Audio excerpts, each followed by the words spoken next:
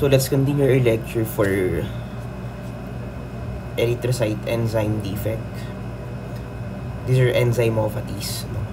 Nasa intrinsic pa rin tayo, guys. Intrinsic causes pa rin. Now, the problem with G6PD deficiency, nasa pangalan niya na, you don't have the G6PD enzyme. No? It is actually the most common RBC enzyme defect. Sa HMP, diba? Sa HMP. Some individuals na walang G6PD, they have resistance to malaria. And para mabilis yung tandaan, guys, itong mga drugs na to, these are actually oxidants. Nagre-recall na lang tayo, no? Diba?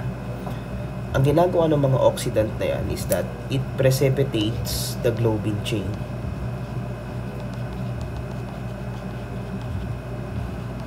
Now, by precipitating globin chain, doon na napo-form yung tinatawag na Heinz bodies. So, basically, guys, in G6PD deficiency, marami kang nakikita na Heinz bodies. Okay?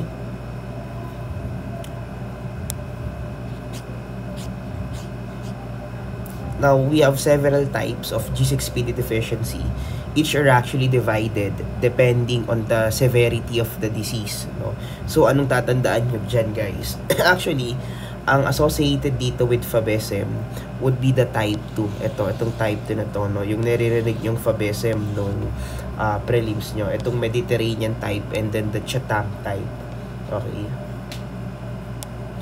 Habang pataas ng pataas yung number, guys, pataas din ang pataas yung activity ng mismong G6PD. Okay, kabisaduhin nyo lang yung mga activity na yan. Okay? Okay.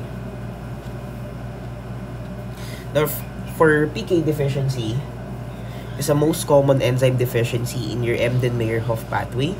Now, if you don't have PK, no, nawawala sa ATP. Pag nawala sa ATP, sobrang daming pwedeng mangyari, 'di ba? Isa na doon yung pagkasira ng RBC membrane, and pangalawa, guys, is the deformation of RBC membrane. Pangalawa, guys, hindi na na-maintain yung mismo mga cation pumps, no? Impaired function of the cation pumps.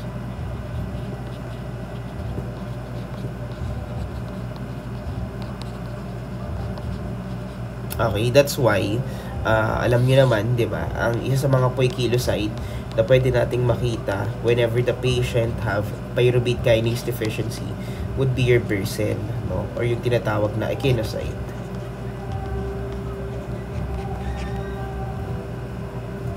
Ayan, no? Echinocytes. It is characterized having this severe hemolytic anemia with reticulocytosis and echinocytes, no? Pag nakita nyo yan, isagot nyo na agad yung pyruvate kinase deficiency. What are the clue, guys? Mataas na reticulocyte count and then presence of echinocytes on your peripheral blood smear.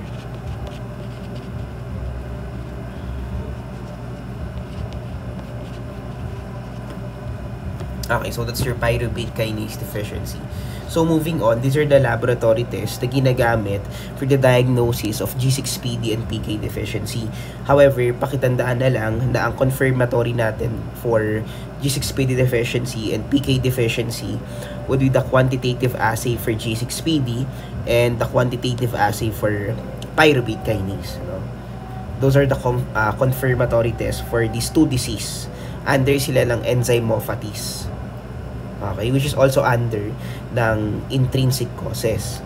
Now, after this, guys, we can move on to the acquired type or extrinsic causes, no? Kung bakit nagkakaroon ng hemolytic anemia si pasyente. Ayan, didiscuss natin lahat to. Okay, now, we'll start with autoimmune hemolytic anemia.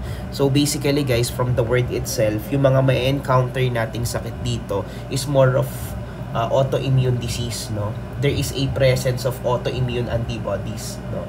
Ayun ang tatandaan nyo, no? Yung autoimmune antibodies, ayun yung nagkakos kung bakit naglalais yung mismong RBC.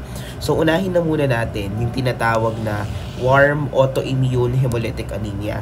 Ngayon, nasa pangalan niya na. When you say warm, guys, ang bidang antibody dito would be IgG. Since remember, si IgG, mas nagre-react siya at warm temperature. Tandaan nyo ha, mas reactive ang IgG at 37 degrees or in the presence of your anti-human globulin. That's why, tinawag na WAIHA, no? Warm autoimmune hemolytic anemia. Now, the RBCs here are coated with IgG and complement. Yes, no? Kasi guys, ang problema, if it is IgG alone, hindi niya kayang i-lyse mag-isa yung RBC, no? Remember, your IgG are only monomer, no? So, dapat merong mga complement dyan na magsipuntahan para tulungan yung IgG na i-lyse yung mismong RBC. Okay? IgG alone cannot lyse your RBC. Kailangan ng complement, guys. Now, how do you know if the patient has WAIHA? Madali lang, no? You do your DAT test, guys. You perform DAT. That's direct antiglobulin test.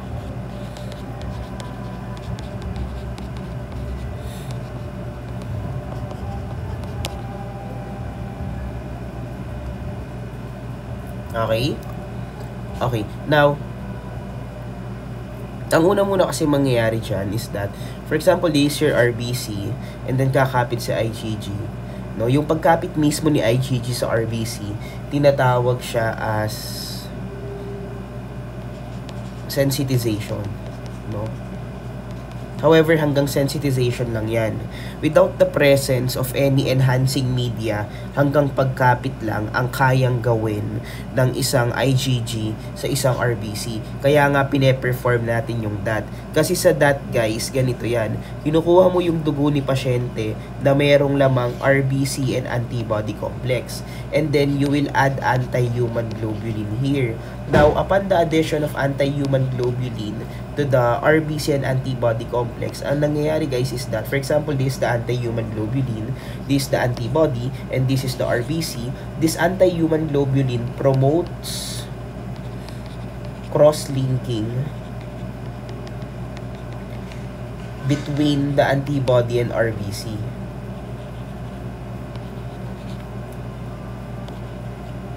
Now, the formation of those cross-linking will produce a visible agglutination.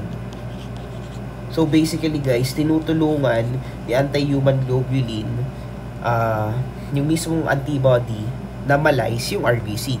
Kaya may agglutination. Okay, ayun ang nangyayari sa that, guys. And that's your WAIHA. Okay.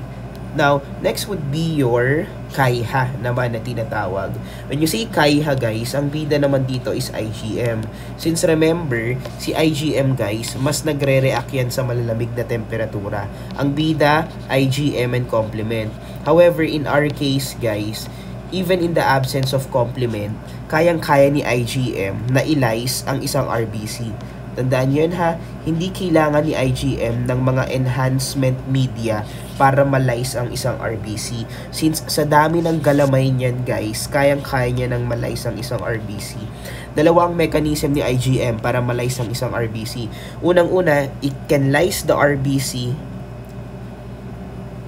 by itself, siya lang mag-isa.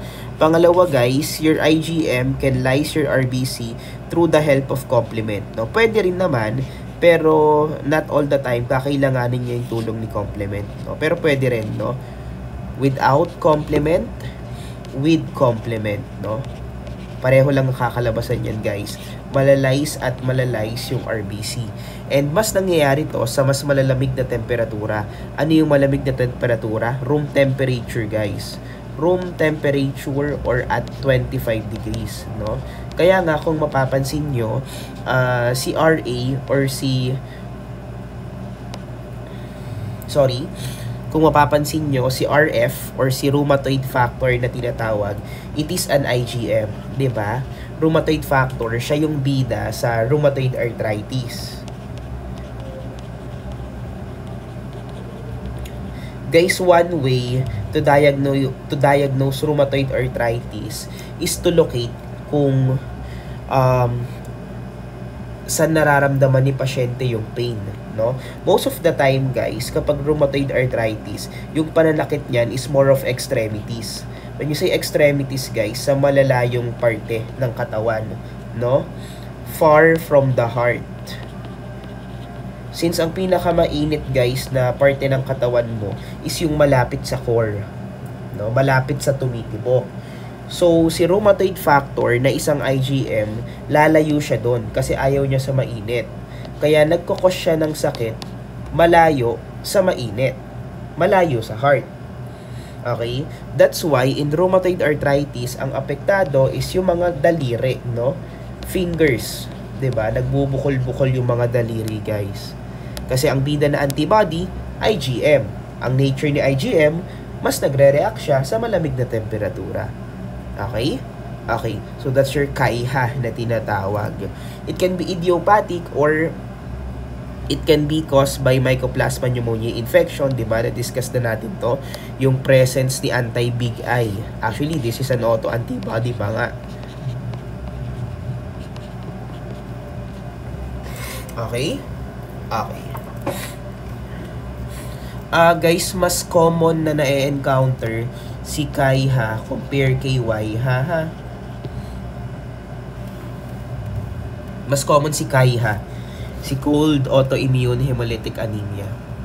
Okay, so let's proceed now to your paroxysmal cold hemoglobinuria or yung tinatawag na PCH. Now, what's with PCH, guys?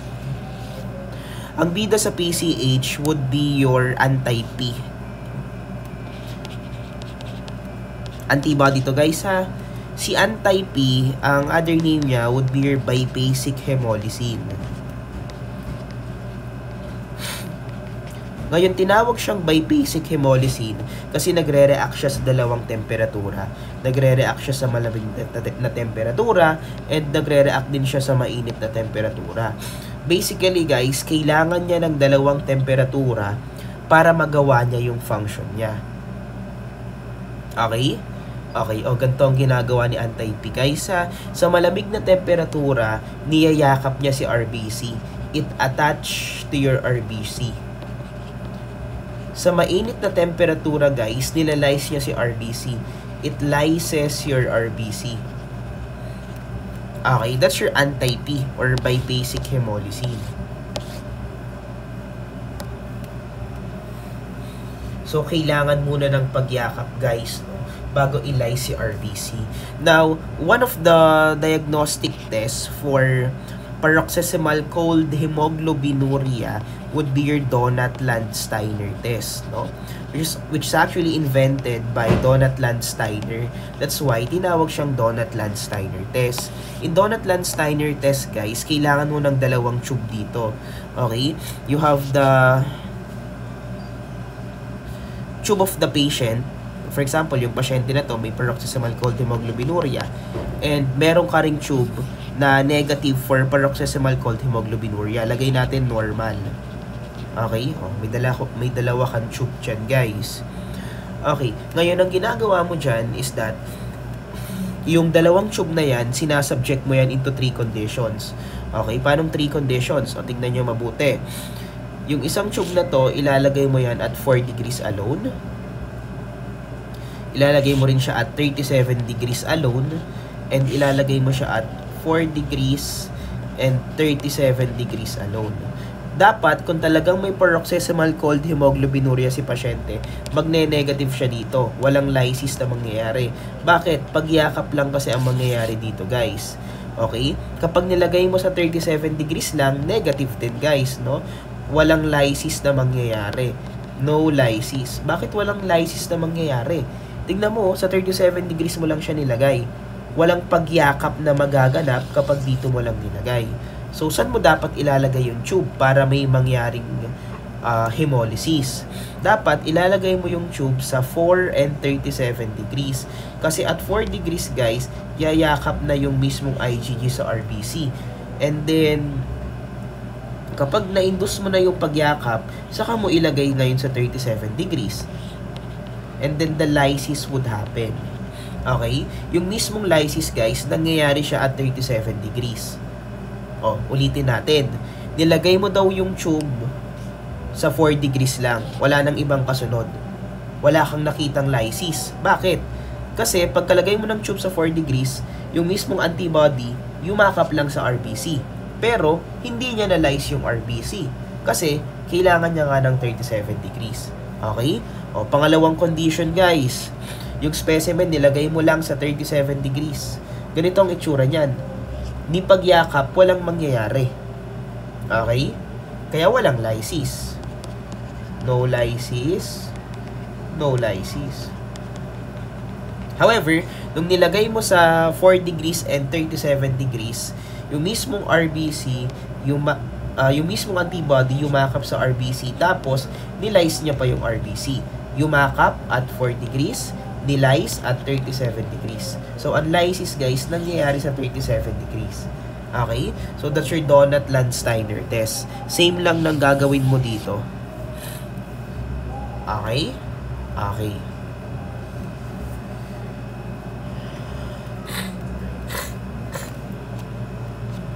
Ayan.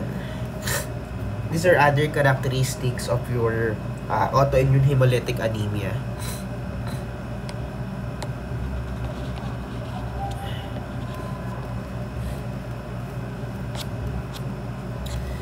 Next would be your alloimmune hemolytic anemias. First off, andyan si hemolytic transfusion reaction, no? From the word itself, guys, ang nagiging problema in hemolytic transfusion reaction is that there is a presence of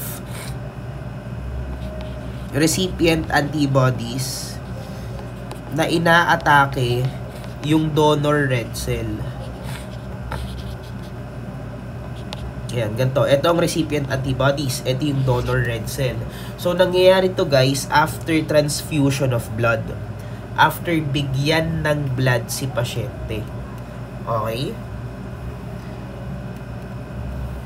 Okay. Now, this can be acute hemolytic transfusion reaction or you have your delayed type.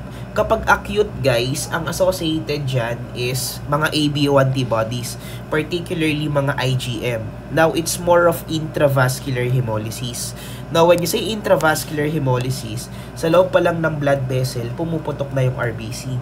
Kasi sa loob pa lang ng blood vessel, guys, yung IgM, pinapaputok niya na yung RBC. That's intravascular hemolysis.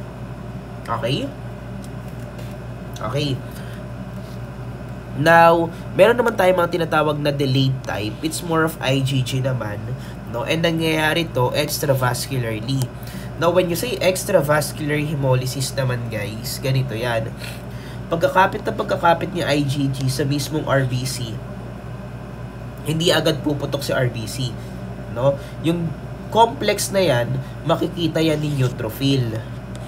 Ang gagawin ni neutrophil, dahil meron siyang Fc gamma receptor. Nasa ng Fc gamma receptor ni neutrophil? Ito, Fc gamma receptor yan. Ang gagawin ni neutrophil, tignan nyo mabuti.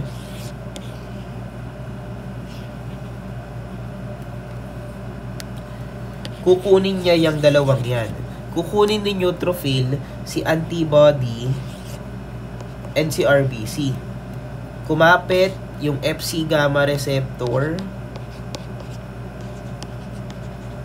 sa Fc region ni antibody. Nasa mga Fc region ni antibody. Ito, Fc region yan ni antibody. Okay? Ngayon, pagkakuha ni neutrophil sa antibody and RBC complex, dadalhin niya yan sa spleen. And then sa spleen, yung antibody and RBC complex, kakainin naman yan ng mga splenic macrophages, no? Ng mga littoral cell. Yan, guys, sinulat ko na lang SM. SM stands for splenic macrophages. Nangyari ang lysis sa spleen. So, it is considered as extravascular hemolysis.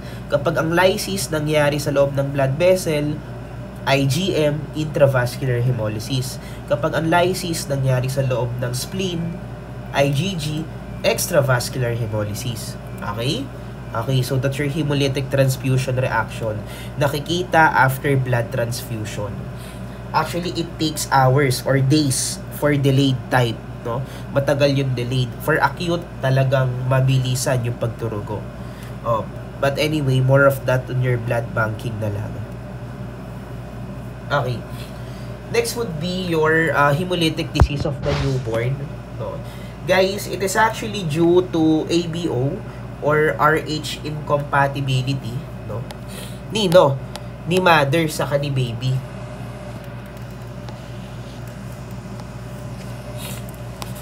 Mother and the fetus, no? And usually guys, tandaan nyo, yung first child dito, hindi apektado. Ang apektado dito is yung mga susunod na baby, no? Second, third, fourth, fifth, yan ang apektado ng hemolytic disease of the newborn. Bakit? Bakit ba siya nangyayari? Kasi for example guys,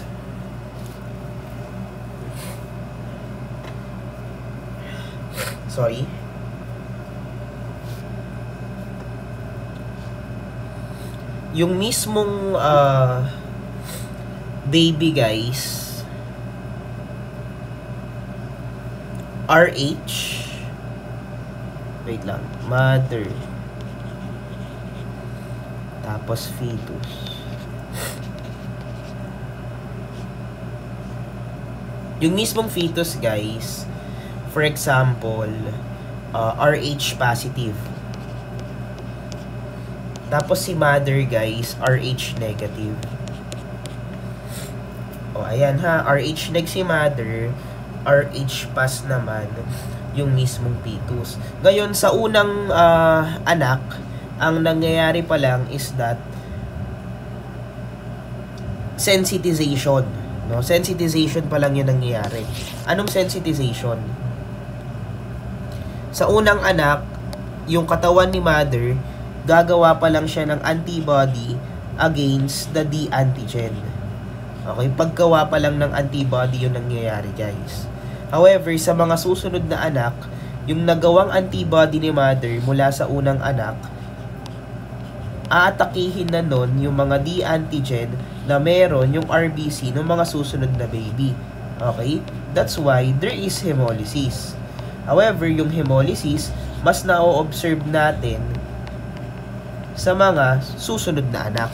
Kasi sa unang anak, ang mangyayari pa lang is paggawa ng antibodies ni mother. Sa pangalawa, pangatlo, pang-apat, pang-limang anak, may antibodies na si mother against the D antigen. Sir, ano yung D antigen? It represents RH. Okay? So, that's your hemolytic disease of the newborn.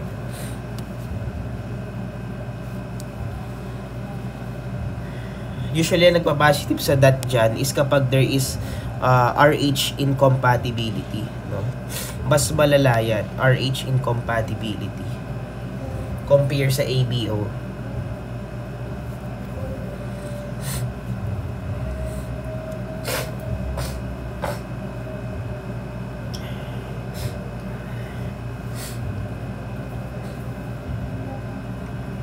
So, next would be your non-immune hemolytic anemias, no?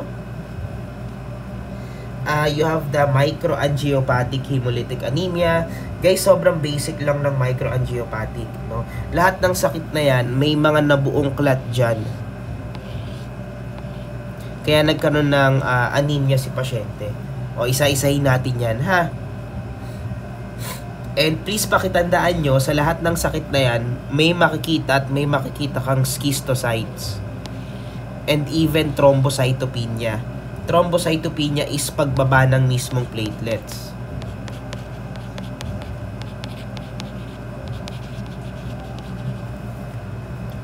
Okay? Okay. Now, first off would be your thrombocytopenic purpura. Okay? When you say thrombocytopenic purpura, guys, there is excessive von Willebrand factor. Ngayon, unahan ko na kayo, ang function ni von Willebrand factor is magsilbing pandikit between the platelets and the subendothelial tissue. For example, this is the platelets. This is the subendothelial tissue. Ngayon, para magdikit sila, kailangan nila ng von Willebrand factor. Bakit kailangan dumikit ni platelets kay subendothelial tissue? Kasi may sugat siya natatakpan. No? O, ayan. Iyan ang function ni von Willebrand factor. However, kapag wala namang sugat, syempre, dapat si von Willebrand factor hindi nagagamit. So, yung mga excessive na von Willebrand factor, guys, tinutunaw yan ni Adams 13. Okay? Para at least, bumaba yung amount ni von Willebrand factor. However, in the absence of Adams 13, kapag walang Adams 13, kasi meron kang thrombotic thrombocytopenic purpura, masyadong mataas si von Willebrand factor. And yung pagtaas ni von Willebrand factor, guys, can cause thrombotic disorder. Literal na buo ka ng buo ng clot sa loob ng blood vessel mo. O, tignan nyo ha, ito yung blood vessel. Tapos, ang dami mong clot na nabubuo. Ngayon, yung mga clot na yun, guys, humaharang sa blood vessel nyo.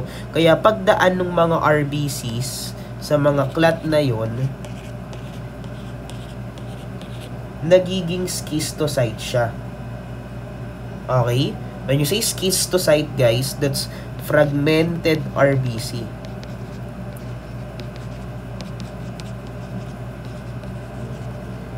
Now, to remove those excessive von Willebrand factor, si pasyente pwedeng mag-undergo ng tinatawag na plasma exchange therapy.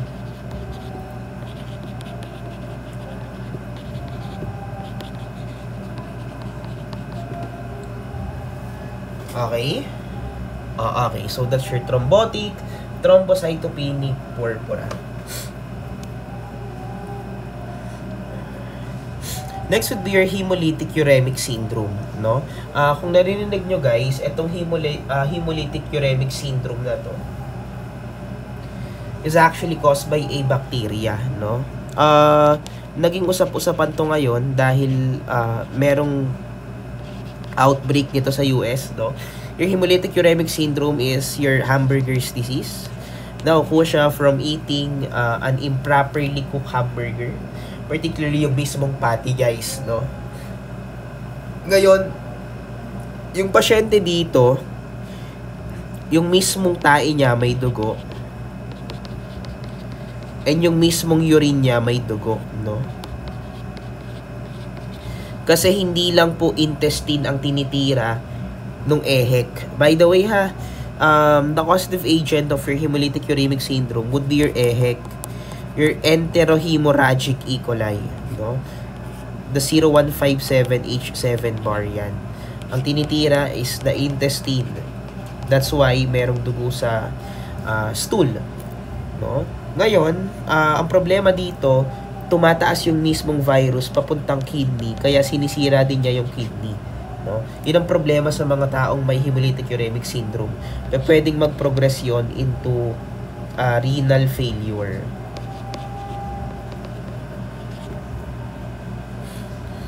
Okay? So, that's the pathophysiology of your hemolytic uremic syndrome.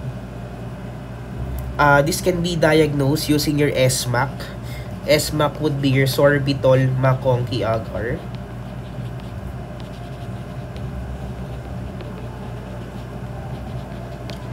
NC enterohemorrhagic E. coli, guys, negative siya sa SMAC kasi it is not capable of fermenting this sorbitol. No, it is non-sorbitol fermenter. However, other E. coli are capable of fermenting sorbitol. Siya lang ang hindi kaya. Okay? And pwede ka rin gumamit ng MAG test, guys, no?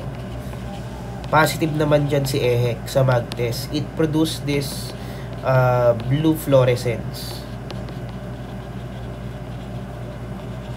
to be able to diagnose your hemolytic uremic syndrome.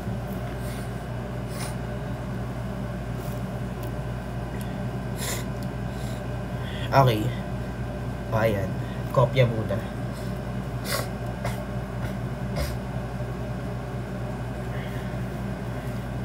Okay, so next would be your HELLP syndrome, no?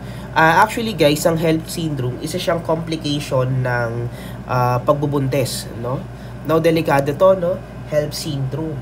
There is hemolysis during pregnancy. Yung mga anemia na merong pre-eclampsia, ayan. Or pagbubuntis na sinasamahan ng pre-eclampsia. Now, this HELLP syndrome are characterized having this elevated liver enzyme. Mataas po dito si ALT, mataas din si AST. Okay? And obviously guys, yung mga platelets dito kumukonti, no? Ang palatandaan ko dito is si mother manganganak, tapos dinudugo ng dinudugo, so sumisigaw siya ng help, no? Help. O ayan. O anyway, that's your HELLP syndrome. So next would be your DIC, no? Binibilisan ko na lang guys, no, para mabilis yung ma-retain. Okay, now in DIC guys, there is widespread activation of hemostasis. Okay? Tandaan nyo ha, halos lahat ng kailangan mo for hemostasis nako-consume in DIC. Okay, so basically nagagamit sila. So mababa dito ang platelets, mababa din ang mga coagulation factors, mababa din dito si fibrinogen.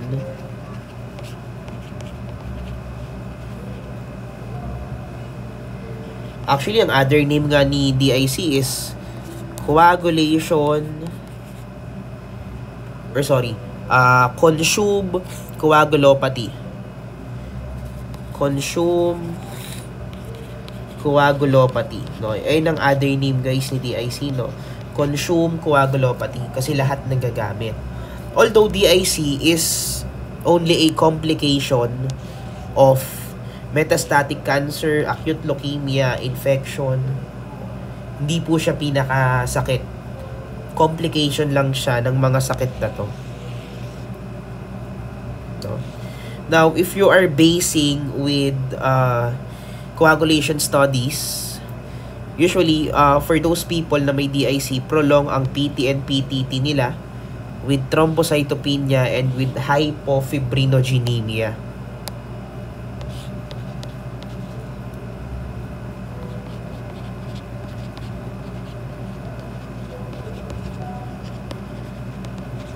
Okay, so that's your disseminated intravascular coagulation. Now, with your macroangiopathic hemolytic anemia, no, you have your traumatic cardiac hemolytic anemia. It is more of associated with the prosthetic cardiac bulbs, no. Yung mismong RBC guys, minsan kapag umuumpog yan sa prosthetic cardiac bulbs, nasisira or nalalize yan. Ngayon, pag nalize sila, na-activate yung mga platelets sa paligid nila, kaya may nabubuong clot dun sa mismong puso, no? There is continuous lysis sa mismong puso. There is lysis and there is formation of clot. That is traumatic cardiac hemolytic anemia. Now, itong exercise-induced hemoglobinuria, guys, ito yung tinuro ko sa inyo last time sa microcytic anemia. Itong exercise-induced, other name, March hemoglobinuria. No, nangyayari to after forceful repeated impact of feet or hand on hard surfaces. No? Common to sa mga soldiers, saka sa mga boksingero. Yung tipong malakas yung yabag ng paa nila or malakas yung pagkakasuntok nila without gloves, no? Syempre, yung mga RBC sa loob ng blood vessel, pwedeng mag-lyse, leading to hemoglobinuria, no? So, that's exercise-induced hemoglobinuria.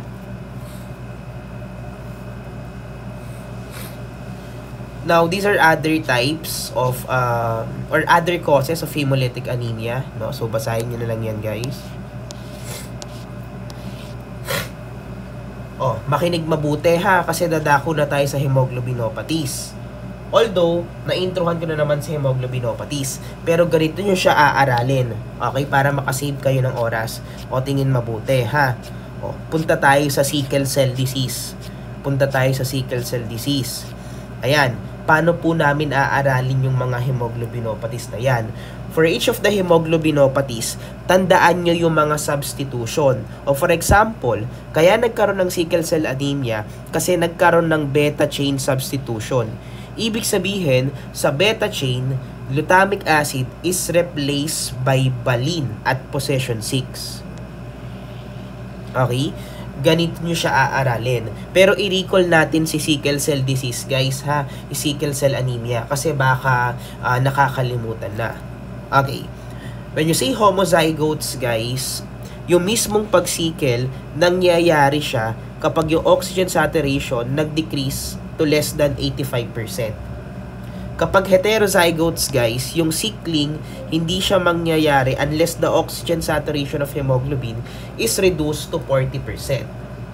Okay? That's heterozygous. Now, what is the pathophysiology? Ngayon, sabi ko nga sa inyo, uulitin-ulit natin, nagkakaroon ng sickle cell kapag tinanggalan ng oxygen ang isang RBC. Okay? Now, other cause of sickling would involve acidity, increased 2,3-BG, and high cellular concentration of hemoglobin. Okay? Okay. Now, the hallmark would be the vaso-occlusive or painful crisis. No? Ito, nandito ba yan? The vaso-occlusive crisis, wherein sobrang sakit nung pakiramdam na nararamdaman ni pasyente. To the point na napapahiyaw na siya. Kasi imagine niyo na lang, guys, yung mismong mga RBC nagsisikel sa tissue. Okay? Para kang tinutusok-tusok kapag nangyayari yung sickling process. Although, pakitandaan nyo po, di ba ang sabi ko, pag naglapag ng oxygen, magiging sickle cell. Yung ibang mga sickle cell, kapag nakakuha ng oxygen, babalik ulit sa normal. However, ibang mga sickle cell, kahit makakuha sila ng oxygen, sickle cell pa din sila. Actually, may hirapan na nga makakuha ng oxygen yung mga sickle cell na yan. No? Yan lang naman yung pupuntahan niya. Okay? Okay. There's also splenic sequestration and infarcts. Literal na yung sickle cell, guys, natatrap sa mismong spleen. Ayan, no? Natatrap yung mga sickle cell na yan. The reason why yung spleen ng mga taong may sickle cell disease, recall natin nag-undergo ng autosplenectomy. When you say autosplenectomy, nabubulok yung mga spleen nila. So therefore, isa sa mga beneficial treatment ng mga taong may sickle cell disease is tanggalin na lang yung mismong spleen. Yung pagtanggal ng spleen, tinatawag naman as splenectomy. Para hindi na makaramdam pa ng sakit si pasyente. Kasi guys, yung mismong sickle cell, nahihirapan yan na mag-travel sa spleen. O for example, ito yung spleen, guys. Ayan, spleen yan. Yung sickle cell dumadaan dyan. Okay, mabagal yung pagdaan yan, guys, kasi ang liit ng mga blood vessels sa spleen So masakit yun kay pasyente. So eventually, mababarahan yan, hindi makakapasok yung mga RBC, mag-undergo yung spleen ng hypoxia, edi mabubulok yung mismong spleen. Okay? So para hindi na mag-suffer si pasyente, tanggalin na lang yung mismong spleen. Okay? Okay. By the way, guys, yung mga taong may sickle cell disease, prone din sila to have bacterial infection, no? Particularly acute chest syndrome, no? Move on tayo with the laboratory findings, no? Ano ba yung mga lab test na ginagamit? Screening test, dalawa lang naman yan. You have your sodium metabisulfite test and you have your sodium dithionite test, no? I-recall ulit natin yan.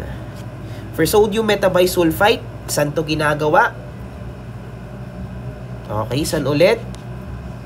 Konting recall, saan ginagawa si sodium metabisulfite? Sa slide ba or sa tube? Sa slide. Ano yung reducing agent mo dito? Sodium metabisulfite.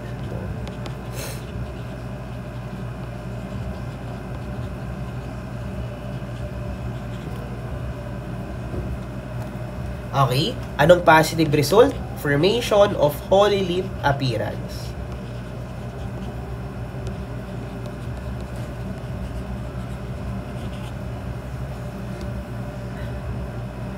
However, we cannot distinguish sickle cell anemia from sickle cell trait using sodium metabisulfite.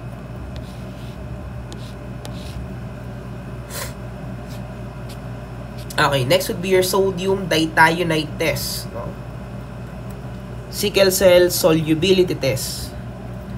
O, ano ulit yung ginagamit natin na reducing agent dito, guys? The sodium dithionite. O, anong ginagawa ulit dito? Paghahaluin mo yung dugo sa kayong sodium dithionite. Now, if there is sickling, ano yung positive result? Turbidity. Kapag walang sickling, edi malinaw, guys. No? Sir, paano, ano yung nangyayari? Kapag inad mo yung sodium dithionite with the RBC, ang gagawin lang naman ni sodium dithionite, guys, is that it removes the oxygen. After the removal of oxygen, yung isang biconcave magiging sickle. And kapag naging sickle siya, nagpuproduce siya ng turbidity. Okay? And then yung turbidity na yon, itatapat mo sa isang papel na maraming black line. So, tingnan nyo mabuti. Eto, guys, negative to.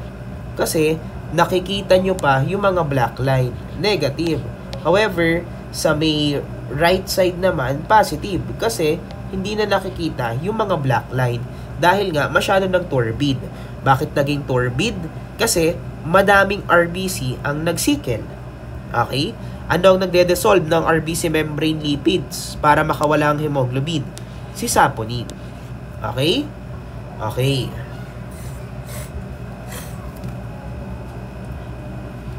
However, there is interferences when using your dithionite tube test, no? Sabi ko nga sa inyo, if there is too much lipids, kapag masyadong maraming blood, guys, no?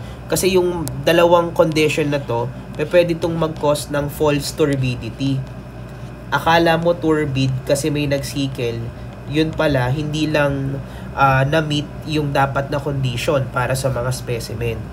No? So, false turbidity may lead to false positive result.